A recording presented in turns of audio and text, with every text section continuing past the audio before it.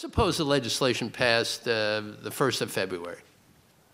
It'll then, if you look at the way they're going to do it, they're going to collect a lot of the fees for the first 4 years and not provide any of the benefits. Now, that's a summary. And the reason is, if you had a 3,000-page bill, it's going to take 4 years to write 15,000 pages of regulation. And there will be appeals to the court, there will be visits back to the Congress, there will be regulatory reviews, there'll be all this sort of thing. And so what we're trying to do is to suggest that perhaps the prototype that we've put down here, the structure we've put down here is very, very cumbersome, expensive. There's still a lot of the old stimulus money laying around, and we ought to apply it to the right places.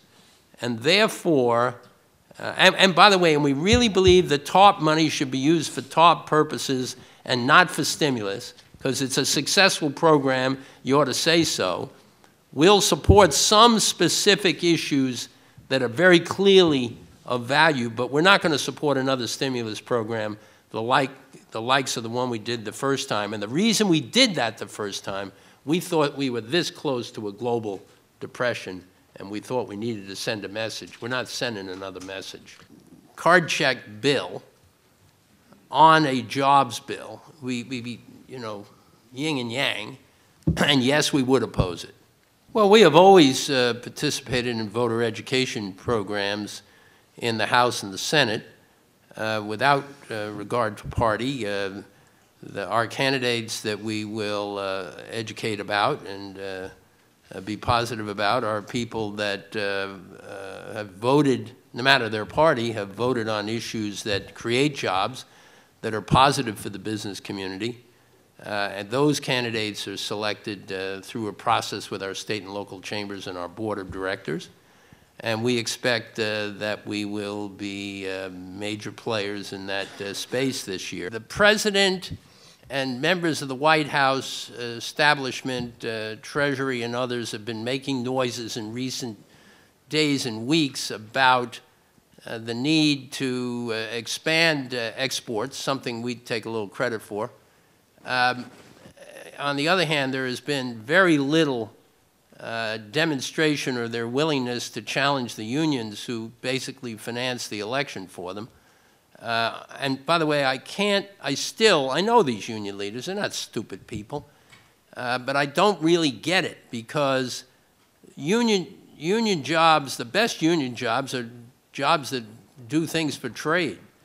And there'd be great opportunities for unions in this regard. I think they're making a fundamental mistake, but there is very clear that in this matter, the president's problem is on his left, not on his right.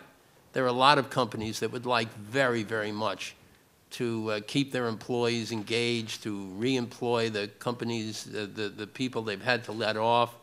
It's pretty hard to get out publicly on that. Just think if a company came up here and said, we're here to say that we're going to create jobs. Every one of you say, well, how many jobs are you going to create this week?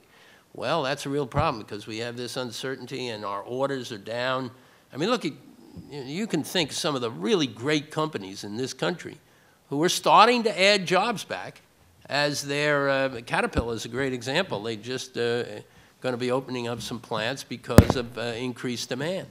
One of the reasons it's hard to get financing, you can build a nuclear power system, do it all according to the rules, inspect it, it's all great shape, ready to open it on Tuesday, and along come 5 environmental lawsuits.